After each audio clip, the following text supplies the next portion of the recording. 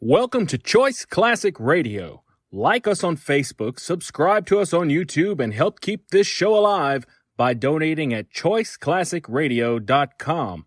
For more of your favorite old-time radio shows, join us on our companion podcast, Choice Classic Radio Detectives, where we bring to you tales from the greatest detective shows the golden age of radio had to offer. And now, with 463 episodes made, broadcast on CBS Radio from 1942 to 1955, we bring to you The Whistler. Let every go signal remind you that you do go farther with Signal gasoline. The Signal Oil Program. Signal Oil brings you another strange tale by The Whistler. Tonight, the story of a man who gambled with life, and of the tale the dead man told.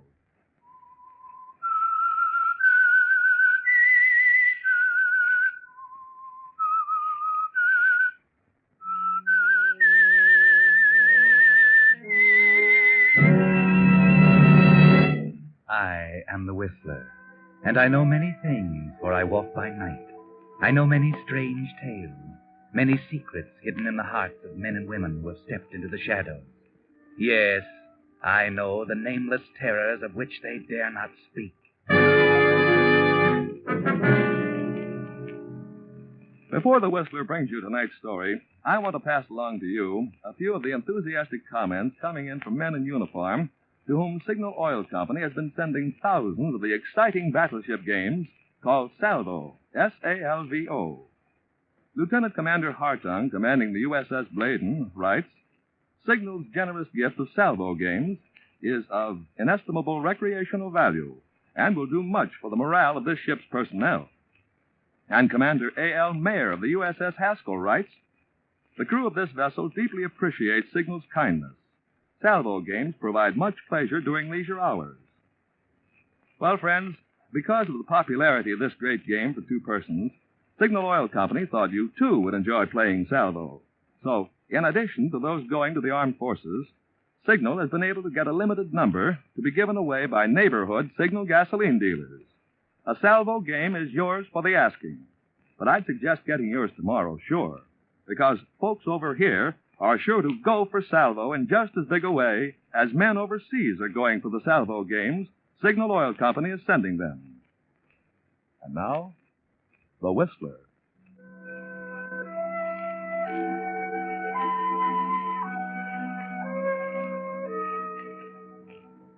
A driving rain slants down outside the Golden Pheasant nightclub. It drenches the streets, but it doesn't seem to dampen the gaiety of the crowd inside. Yes, it's a gay crowd, happy and carefree, which just goes to prove once again that all that glitters is not gold. A couple detach themselves, make the short dash from door to curb, and climb into a car. They seem far from carefree. I can't understand it. It's only 11 o'clock. How come you're tired already? Oh, I'm not tired. Just want to go home. Okay, so we're going home. Darling, What? don't be angry with me. Oh, I'm not. How can I be angry with you? Sandra... You're so sweet. So understanding. Well, I don't understand this. We were going to have fun tonight, going on to Sammy's place after the Golden Pheasant, make a night of it. You were going to. Those were your plans. Well? Those weren't my plans. You know, sweetheart, that we always do what I want to do. Is that so? Uh-huh. You know, sweetheart, that I can make you do anything I want you to do. Can't I? Is that so? Well... Yeah, I guess you can. You little minx. That's better. So I take you home, when we could be having a good time. But what I want to know is why. All right, I'll tell you. Because I'm afraid of Arthur. I'm afraid he might get home ahead of us. Look, baby, I told you your husband is at the office. I left him there myself at 6 o'clock. He said he'd probably be there all night, or most of it, going over the books. This is inventory time. Very convenient, huh? Yes, very convenient for us. By the way, Bert, didn't you say you wanted to stop at the office on the way home? Yeah, I'm going to Richmond tomorrow morning. I might as well pick up my papers and things tonight. Thanks for reminding me. What would I do without you? Oh, you've gotten along pretty well. But I'm not going to get along forever without you. Sandra, when are you going to quit Arthur? When are you going to make the break? Oh, let's not worry about that just yet. Maybe something will happen to make things easier. But this has been going on now for months. I'm not going to wait forever. You'll wait, darling. Just be patient. How can you be so calm? Oh, here's the office, dear. Turn in. Oh, okay. Sandra, you're a wonderful woman. A remarkable woman.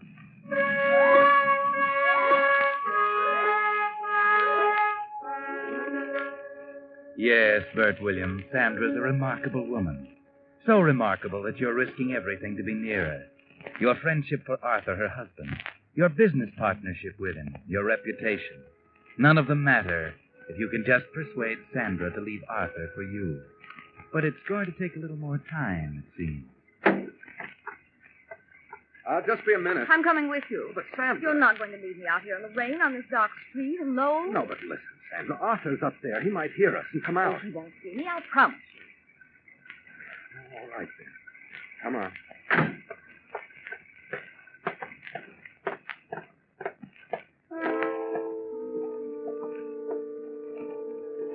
He might as well find out now as later anyway, mightn't he, Bert? That might be the best way. Just get it over with. So you walk up, not being especially careful about the footsteps. Down the hall, into your office. Get the papers. Back past his office. Across that patch of light on the floor, coming through his closed door. That's funny. What? Listen. Not a sound. Well, he wouldn't be talking to himself. No, but maybe he's already gone and forgotten to turn off the light. Arthur and waste electricity? Not Oh, Arthur. silly Martha. Maybe you better stick your head in and see. I'll stand back out of sight. He'll never know. But Sandra... You might as well. Besides, you think it was funny you didn't stop and say goodnight. Yeah, I suppose so. Okay, just a minute. Hi there, you old workhorse. What are you up to? Funny, he must have fallen asleep. Arthur, this is a fine way to act. Come on, wake... Arthur. Arthur.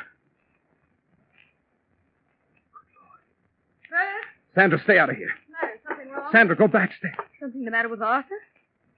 Why is he lying there with his head on the desk? What? Oh! Oh! Arthur! Sandra, be calm. I don't know what happened, but... He's dead, isn't he? Yes, he's dead, all right. Bullet right through his temple. Oh, no! Why did he do a thing like that? I don't know. It does look like suicide. Oh, what? There, now, Sandra. Sit down. Try to keep calm. Oh, Bert. I was through with him. I was going to leave him, but I never wished him dead. Of course not, darling. I know that. Now, just take it easy. I can't believe he'd commit suicide. Why? Well, maybe he left a note. They usually do. Let's see. There is something on the desk. Here. Here, look. It's addressed to me. You? Yeah. Dear Bert, this will probably be a shock to you, but believe me, it's best. Business is bad, but that's only part of it. You'll be able to carry on with me out of the way. Just one thing. Look after Sandra for me, will you? Goodbye, Arthur. Arthur. How could he do such a thing? I can't tell from this whether he knew or not.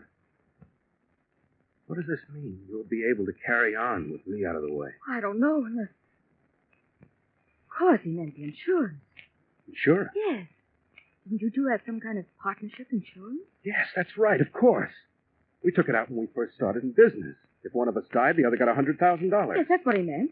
Business was bad, but if he died, you'd get $100,000 to help with the business. Only Sandra... Oh, what a fool. He made a terrible mistake. Why? I won't get any 100,000. I won't get a cent. Oh, why not? Because there's a suicide clause in the insurance. It's paid for any natural or accidental death, but not for suicide. Suicide voids the insurance. All for nothing. He did it all for nothing. Oh, Arthur. Yes, he was a fool even in death. Bert, how can you talk like that? Why not, Sandra? He stood between me and what I wanted most in the world, you. Now there's nothing standing between us. We can be married, live the life we've wanted together. But I haven't a cent outside the business. Don't worry, we'll think of a way. It's ironic, you know. Only we had that 100,000. Yeah, we might have, too, if only he hadn't made it so obviously suicide. You don't suppose Suppose what? it is suicide, isn't it? It couldn't have been Murder? Good Lord, Sandra, who could have murdered him? I don't know, but a robber, somebody. No. Of course it's suicide. There's the note, obviously a suicide note. Of course, naturally. If there hadn't been a note, it might have looked like murder. Sandra, listen, if there was no note, if the police didn't find a note, it might look like murder to them. What do you mean? And if they called it murder, the insurance company would pay the $100,000. You're not thinking. Why not?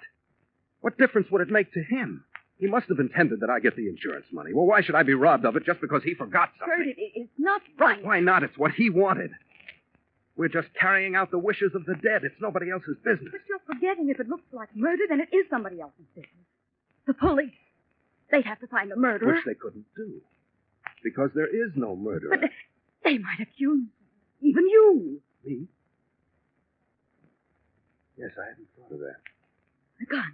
Whose gun is that? I didn't know Art had a gun. He didn't. Oh, good Lord, that's my gun. He must have taken it out of my desk. Your gun? Well, then they would think that Yes, unless... Wait a minute. Would they? it would have your fingerprints on it. Naturally, it's my gun. And it has his on it, too, because he used it. That would prove it was suicide. Yes, unless we wipe them off. And put mine back on. The murderer would wipe his off anyway. But it would be natural for mine to be there. Yes, that's right, of course. But they still might say you killed him for the insurance. They might say that, but... Look, Sandra, I have a perfect alibi. I was with you. We've been at the Golden Pheasant all evening since 7:30. Plenty of people saw us there. Now, wait a minute, please. Think a minute more. I wouldn't want anything to happen to you now. Darling, don't worry. It's simple. They couldn't possibly convict me, even if they did decide I did it. Now, don't worry. Everything's going to be all right. Just wipe the prints off with my scarf. Then grip the gun there. Wipe it again, but not too well, so some of my prints will be left on. Now I drop it carelessly on the floor. Now the note. Just touch a match to it. There goes the evidence. Just a pile of ashes in the ashtray. Couldn't they get you for destroying evidence? Now, if they don't know it ever existed, and how can they? Only you and I know. If they find the ashes in the ashtray, won't they examine them or something? But they won't find them. Because now we dump the ashtray out the window and scatter the ashes to the four winds. There, that does it. Now we're all set. Oh, darling, I hope so. I'm scared. Don't be, baby. It'll be simple. Just leave it to me. And you better cry a little more, so you'll be properly tear-stained when the police get here. Police? Sure. That's the next step. Hello, operator. Get me the police station. Yes, the homicide division.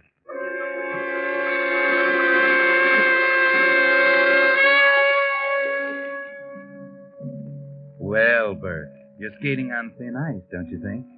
Making the police believe that Arthur's suicide is murder and possibly making them think you did it. That's a dangerous game you're playing. But now that it's done, the police seem to fall for your trick. At the coroner's inquest, they're eyeing you with suspicion. Your testimony to the coroner doesn't help much. No, I definitely don't think it's suicide. He wasn't the type to commit suicide. He had no reason to that I know of. And perhaps he had enemies who might have wanted to put him out of the way. No, not that I know of. The coroner seems satisfied with your testimony. Then Sandra answers the question. Yes, Mr. Williams and I spent the entire evening at the Golden Pheasant nightclub. And your husband didn't come along? He said he had some work to do. We dropped in at 11 to pick him up. That's when we found him. Did your husband ever speak of taking his life? Was he despondent? Oh, no. Never. Mrs. Albers, do you think your husband committed suicide? I feel sure that if he were to do such a thing, he would at least have left me a note. Some explanation. But he didn't. Therefore, I can't believe he took his own life. That went over big, didn't it, Bert? That practically clinched it. They can't call it suicide now. Sandra convinced them. But just to add another link, there's the police officer to add his testimony. The bullet entered the right temple on a 250-degree angle. That is, slightly from the rear and moving forward. Powder burns on the skin indicated that the gun was not held directly to the head, but several inches from it, perhaps 3 or 4. In your estimation, Captain, could it have been possible for the dead man to have fired the fatal shot himself? Well, yes, possible, but it would have been an awkward position. If he had shot himself, it would seem more logical for him to have placed the muzzle directly against his temple. Ah. And in your opinion, the gun was probably fired by someone else. Someone who came up from behind him, perhaps. Well, that'd only be an opinion. It might not have been. It could have been either. Well, Bert, there's a break for you. A break you hadn't counted on. Arthur was very obliging. You can see him right now, deciding to hold the gun away from his head. No doubt he wanted to avoid unnecessary unpleasantness. He was so fastidious. Well, offer up a few thanks, Bert, because that did it. The coroner's jury has reached its verdict. The jury finds the deceased, Arthur Albers, met death at the hands of a person or persons unknown.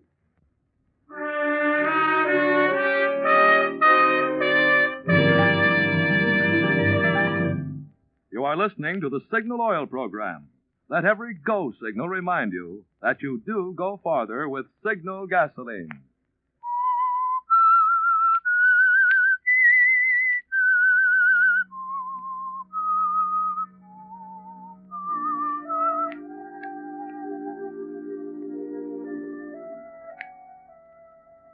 Well, Bert Williams, you pulled it off, didn't you? The coroner's jury called it murder by person or persons unknown. Oh, there'll be an investigation, but you're not worried about that. You'll be able to prove that you didn't do it. But now you've fixed it so that you can get that $100,000. Go ahead. Go on down to the insurance company and collect it. Yes, naturally, Mr. Williams, you want the insurance benefit. It's rather customary to give us a little time to investigate a case like this, in which there seems to be some question of doubt. But I need the money right away. Business, you see. Yes, of course, I understand that. But, you see, in case it were later proved that Mr. Albert's death was by suicide, then we'd not be able to pay it. I know that, but the coroner's jury has already said that it was murder. Unless I'm very much mistaken, that makes it legal. Yes, unless we could prove otherwise. You mean you'll investigate further on your own? Yes, of course. We're required to do so. But you're also required to pay me, since it's officially called murder, at least until you prove otherwise. Yes? Then I'll take that chance. And pay you back if I'm wrong and it is suicide. There's only one thing about that, Mr. Williams. By taking the money now, I warn you, you might be laying yourself open to suspicion of fraud in case it turned out to be suicide. Fraud? Yeah, now please don't misunderstand, or don't. I'm not accusing you of anything. I only warn you that the courts might view your action as suspicious. I'm suggesting that it might be better to wait, let the decision be final before you collect your benefit. I'll take the chance. I want the money now. Very well, Mr. Williams. As you wish.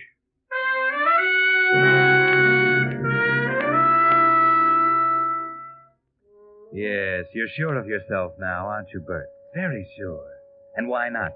You've deposited that certified check for $100,000 in your bank. And they can't touch you. So you go to Sandra to tell her the good news. Now, baby, we can get out. Maybe in a week or two when it's all blown over. Head for Mexico or Florida, anywhere you say. That's wonderful, darling. I'd like to start out right now. So would I. We better let things cool off a little first. The insurance company might smell a rat if we pulled out too quickly. The insurance company has nothing to do with me. I could leave right now. Rest after the strain of the funeral, you know. Without me, now, none of that. From now on, it's us together. It's a fallacy, you know, that two can live as cheaply as one. That 100,000 would go a lot farther for just one of us. Sandra, I don't understand you. Naturally, you're going to share it with me.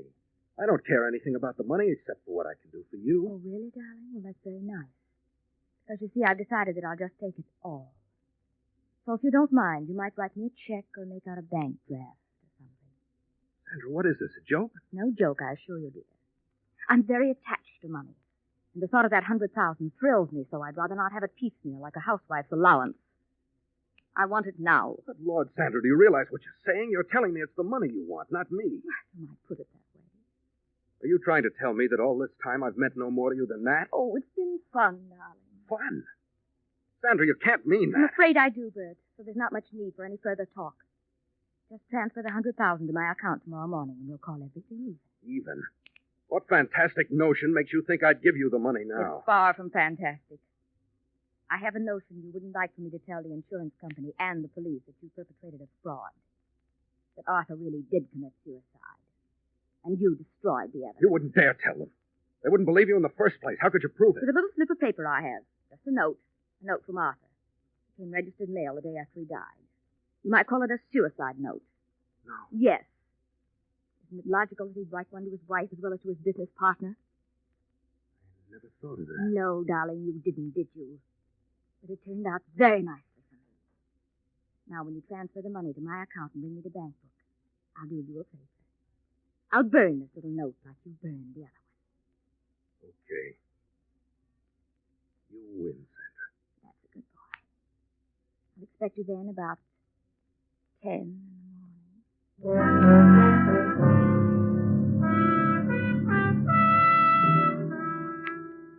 Well, Bert, that's what you might call poetic justice. Well, poetic anyway.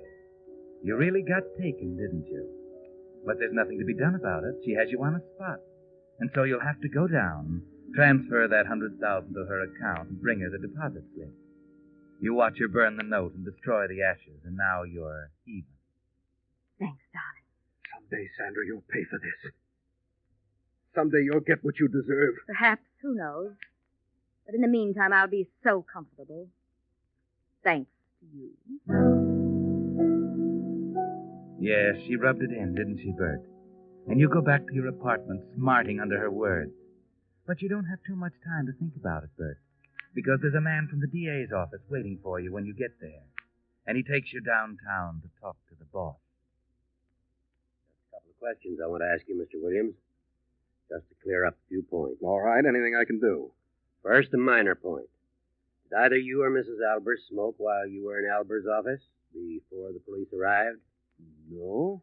No, I'm sure we didn't. Mm-hmm. All right. Now, you say you were with Mrs. Albers all evening. Yes, we went to the Golden Pheasant nightclub for dinner and dancing. What time did you arrive there? Well, rather early, about 7:30, I'd say. And where were you before that? Well, I was at the office till about 6, then I went to my apartment to dress, I suppose. I can't really remember. Mrs. Albers was not with you then? No, I picked her up about 7:15. Why? Well, you see, Mr. Williams, the autopsy proves that Albers was killed between 6 and 7. Oh, I thought... You thought what? I thought it was probably later, that's all. Is that so?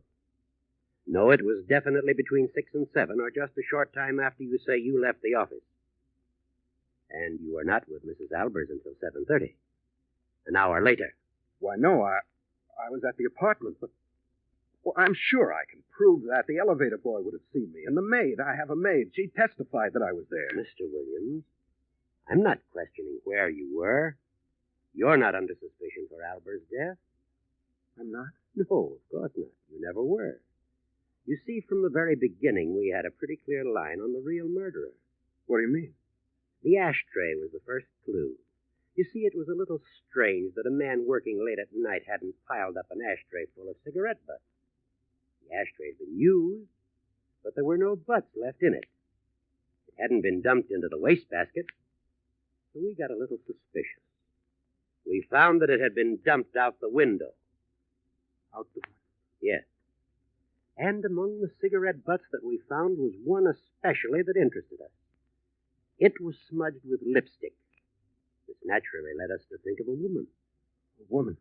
Not one... No, not one of the office employees, because we found that the janitress had cleaned that ashtray about 6. After all but Mr. Albers had left for the day. And you told us that Mrs. Albers didn't smoke when you two came in later that night. Yes, that's right. Mm-hmm. That meant that there was a woman there about the time Albers died. So we began looking around, and we got the main clue from the dead man's lips. From the... Yes. You might almost say he told us. You see, on his lip was a smudge of lipstick. That told us that indeed there had been a woman there, and she had been someone known intimately enough to kiss him, and incidentally to stand behind him without arousing his suspicion, and where she placed the gun to his head and fired. But that might have been his wife's lipstick. Yes, it might, mightn't it? But, I mean, It could have been there all day, ever since she kissed him goodbye that morning. It's possible, but not probable. He'd have seen it and wiped it off, or it would have worn off. But anyway, the next clue pointed in the same direction. Your prints on the gun had been smudged with some kind of fabric, not a handkerchief. We decided it could have been gloves worn by the murderer. Not leather gloves, but cloth gloves like a woman wears.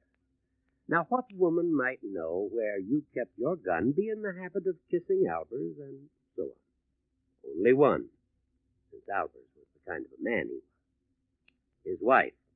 You mean you're charging Sandra with the murder? Yes.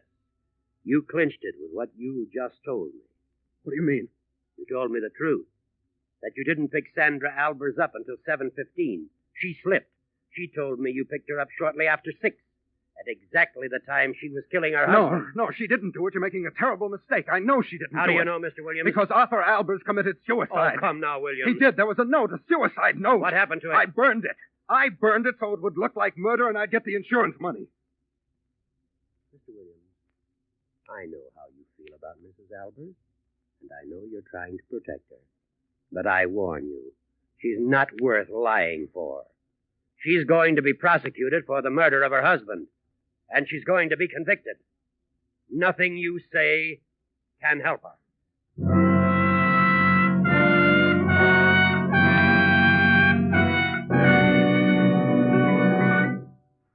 The Whistler will revise this strange ending of this tale in just a moment. Meanwhile, I'd like to tell you about Roy Jacobson, for 13 years a Signal gasoline dealer in Berkeley, California. What with repairing tires, relining brakes, replacing mufflers, and other jobs to keep aging cars on the road, Jacobson is a busy man. While I was waiting for him, a customer who had just had his brakes relined commented, "I've been having my car serviced at Jacobson's Signal station for 13 years, and I have yet to hear a customer squawk. I know I can depend on his work because he's so conscientious." Conscientious. That word, friends, characterizes the kind of service you'll find in Signal gasoline stations from Canada to Mexico. And the reason for their conscientious, thorough service is that every Signal dealer is in business for himself. Most of them for many years, like Roy Jacobson. Naturally, they want to serve you so well, you'll be their permanent customer. Well, with Uncle Sam predicting that 1 car in every 12 will go off the road this year, such service can be mighty important. That's why so many drivers these days are switching to those friendly Signal gasoline dealers who make a permanent business of helping cars go farther. And now, back to the Whistler.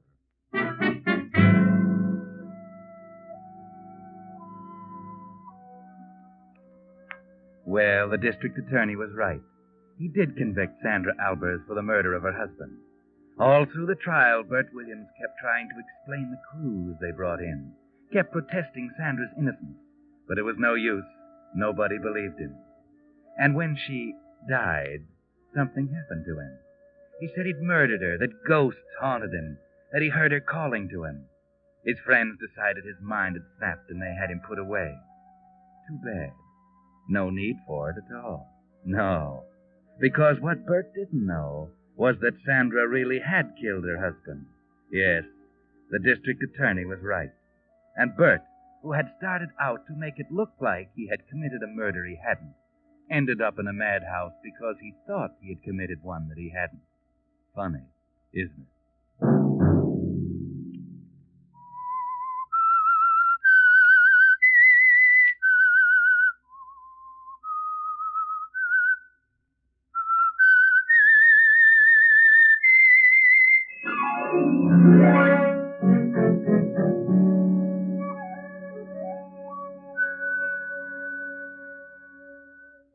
Next Monday at 9 o'clock, the Signal Oil program will bring you another strange tale by the Whistler. The Signal Oil program is broadcast for your entertainment by the Signal Oil Company, marketers of Signal's famous Go Farther gasoline and motor oil, and by your neighborhood Signal Oil dealer, who is at your service daily to keep your car running for the duration. The Signal Oil program, produced and directed by George W. Allen, with story by John Dunkel and music by Wilbur Hatch, is transmitted to our troops overseas by the Armed Forces Radio Service.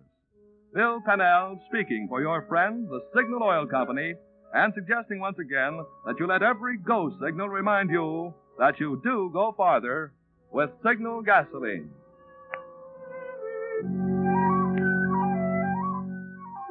This is CBS, the Columbia Broadcasting System.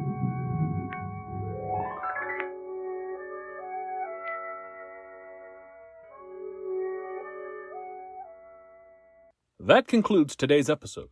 We'd like to thank you and remind you to donate at choiceclassicradio.com. Remember, your donations make episodes like this possible.